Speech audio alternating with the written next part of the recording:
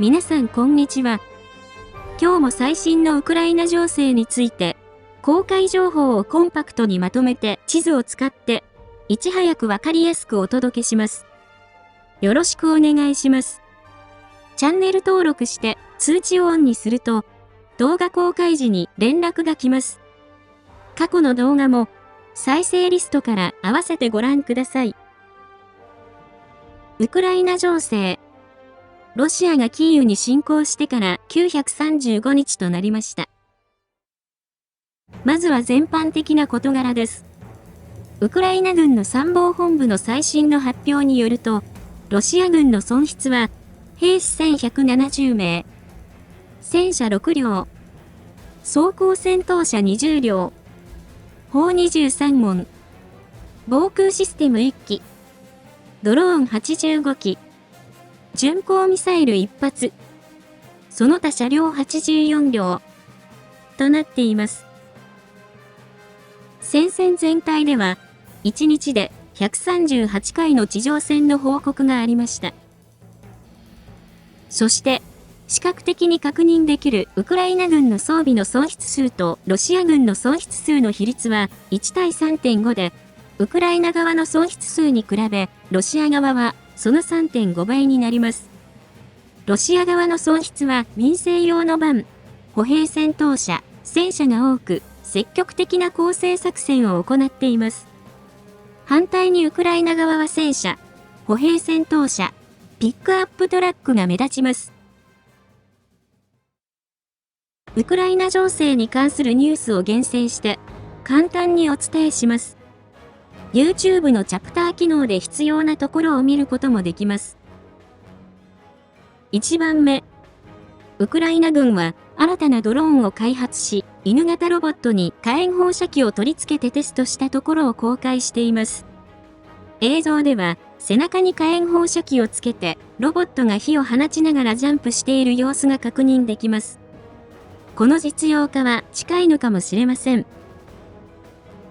2番目。ウクライナ主要情報総局のブダノフ長官は、ヤルタ欧州戦略フォーラムにビデオメッセージを送り、ロシアは来年の夏までに経済問題と兵士の不足に直面すると予測しました。まず、ブダノフ長官は、ロシアの軍事装備について、ロシアでは使えるものは全て使い果たした。一部の装備は深刻な生産不足に陥っている。例えば、今年 Su-57 戦闘機を12機、T-90M 戦車を149両生産する予定だが、それは戦争で失われる数と比べれば誤差のようなものだと指摘し、ロシア軍の装備が枯渇しつつあることを指摘しました。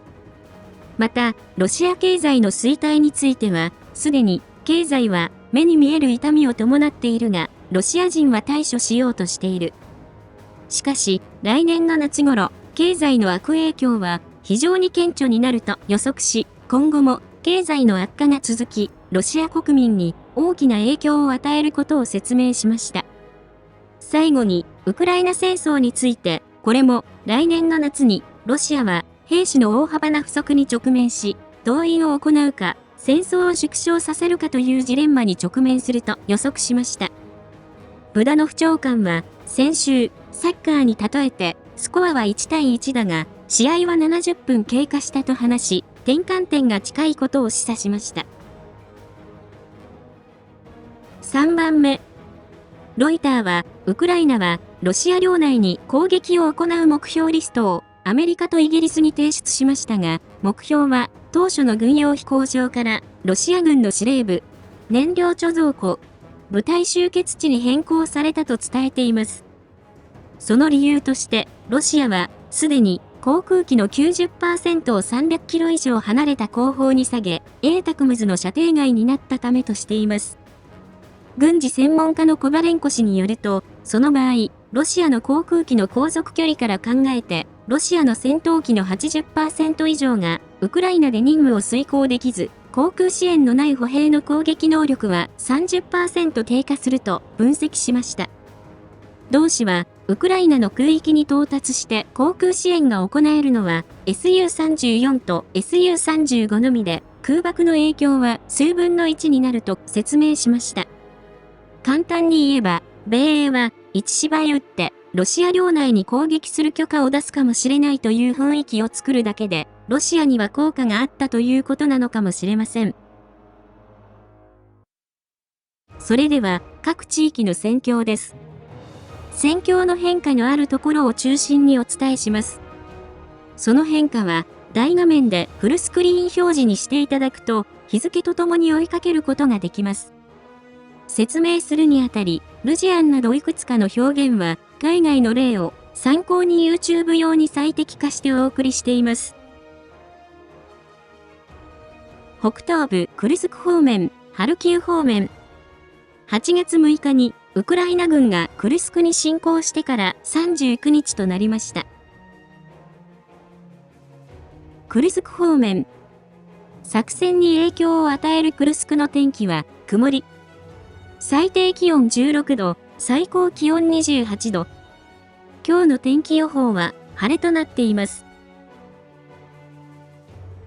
グルジボ方面。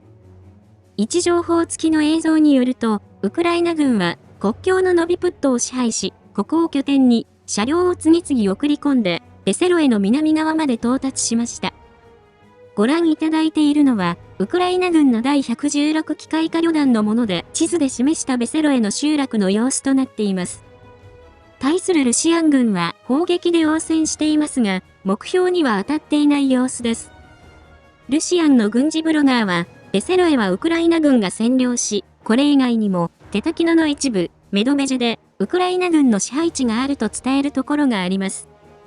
戦況図では、ウクライナ軍の前進ルートを青い線で表示し、ノビプットをウクライナ軍が占領したとして、戦況図を更新しました。コレネボ方面。この方面では、ルシアン軍が奪還しました。1番目。スナゴストの西のコマロフカでは、位置情報付きの映像によると、ウクライナ軍が空爆を行い、この付近がルシアン軍の支配下にあることが確認できます。戦況図ではコマロフカ、その東のビシュネフカをルシアン軍が占領したとして戦況図を更新しました。面積は27平方キロほどになります。2番目。スナゴストを占領したルジアンは、中隊規模の機械化部隊が東に前進し、リュビモフカに向けて攻撃を行いました。ルジアンは、リュビモフカの端に到達した模様で、集落の西側で地上戦となっています。ここでは、ウクライナ軍とルシアン軍の空挺部隊同士が地上戦となり、ルシアン軍は、戦車2両、ミサイル発射車両11両、装甲兵員輸送車1両の14ユニットで攻撃を行い、戦闘は数時間続きました。その結果、ルシアン軍は戦車1両、ミサイル車両5両、装甲兵員輸送車1両を失い、数十人の兵士が地獄に召されて、攻撃は失敗に終わりました。ご覧いただいているのは、地図で示した場所の様子となっています。この場所は、8月10日にウクライナ軍が占領したところでしたが、集落の手前までをルシアン軍が奪還したとして戦況図を更新しました。面積は14平方キロほどになります。スジャ方面。スジャの南東にあるボルキでは、位置情報付きの映像によると、ルジアンが奇襲を行い、集落の一部を占領し、ウクライナ軍に損害が出ました。ご覧いただいているのは、ルシアン軍のあの敗北部隊で有名だったはずの第810海兵旅団のもので、地図の場所で活動するルジアンの様子となっています。この場所を、ウクライナ軍の占領地から奪還地に戦況図を更新しました。クルスクの戦況としては以上となり、双方が攻撃を行い前進している状況となります。ハルキウ方面。この方面で、ルジアンは4回攻撃を行いましたが、ウクライナ軍が撃退し、戦況図に影響のある情報はありませんでした。北東部ルハンスク州方面。東部チャシフヤール方面。クピャンスクからチャシフヤール方面の戦況についてお伝えします。この方面でルジアンは、クピャンスク方面で11回、スバトベクレミンナ戦で24回、シベルスク周辺は3回、チャシフヤール周辺で4回、トレツクの方向に6回攻撃を行いました。クピャンスク方面。新キフカを突破したロシアン軍は、クピャンスクにかけて攻撃作戦を継続しています。ロシアン軍は、クピャンスク郊外に向けて、10から15発の空爆を行っていて、その位置から、ウクライナ軍は、新キフカ西側の森林地帯から撤退し、空いたところにロシアン軍が入りました。ロシアン軍は、今後、クピャンスクに攻勢をかける可能性があり、注意が必要です。その範囲を、係争地からロシアン軍が占領したとして、戦況図を更新しました。面積は 9.5 平方キロほどになります。チャシフヤール方面。チャシフヤールの北にあるフリホリフカでは、ロシアン軍が前進し、ウクライナ軍がドローンで排除しています。ご覧いただいているのは、ウクライナ軍の第56機械化旅団のもので、地図で示した場所にいるルジアンを観察しているところとなっています。この場所は、チャシフヤールから少し離れていて、今年に入ってからあまり戦況の変化のなかったところでしたが、ここに来て、ロシアン軍は周辺に圧力をかけてきたと思われます。その範囲を一部ロシアン軍が占領したとして戦況図を更新しました。それ以外については未確認の情報で、ルジアンがニューヨークの中心市街地で前進したとの情報がありますが、今のところ戦況図に影響のある情報はありません。南東部ドネツク州ポクロフスク、クラホフブレミフカ方面の戦況についてお伝えします。この方面でルジアンは、ポクロフスク方面で28回、クラホフ方面では43回、ブレミフカ方面で10回攻撃を行い、一部で前進しました。この方面では、ロシアン軍を象徴する出来事が起きました。ロシアン軍の伝説のドローンオペレーターとして、有名な2人が、新しくやってきた指揮官と意見が合わなかったために、罰として歩兵の転換を命じられ、突撃兵となり、リシフカで地獄に召されました。2人は、突撃する前に、もし死んだ時に公開してほしいと、ビデオメッセージを残し、現在の境遇を説明し、指揮官の無能さ、専門技能を持つ人材を生かすことをしないロシアン軍の問題について説明しました。ポクロフスク方面。この方面で、ロシアン軍は攻撃の勢いは低下していますが、攻撃軸を絞り込み、戦力を集中させて一点突破を図っています。1番目。このうち、ミハイリフカでは、位置情報付きの映像によると、ルジアンが波状攻撃で突撃を行い、多大な損失を出しながらも前進しました。ウクライナ軍は、ドローンによる阻止に切り替えていますが、ロシアン軍の数が優勢となり、ルジアンは防衛ラインとなる鉄道まで到達し、南側の住宅地では線路を越えて前進しました。ご覧いただいているのは、ウクライナ側の撮影した映像で、地図で示した場所の様子となっています。その範囲をロシアン軍の占領地として戦況図を更新しました。2番目。そのすぐ南のウクラインスクでは、位置情報付きの映像によると、ロシアン軍がウクラインスクの北を抜けて郊外を前進し、町の北西側に到達しました。これにより、ウクラインスクとリシフカにいるウクライナ軍は包囲される可能性が出てきました。その範囲をウクライナ軍の支配地からロシアン軍が占領したとして戦況図を更新しました。3番目。ネベレスケの西側では、ウクライナ軍はゆっくり撤退し、ロシアン軍が占領したとして戦況図を更新しました。ここは包囲の危険がありましたが、ロシアン軍はミハイリフカからウクラインスクの攻撃に集中していることも影響していると考えられます。面積は31平方キロほどになります。クラホフブレミフカ方面。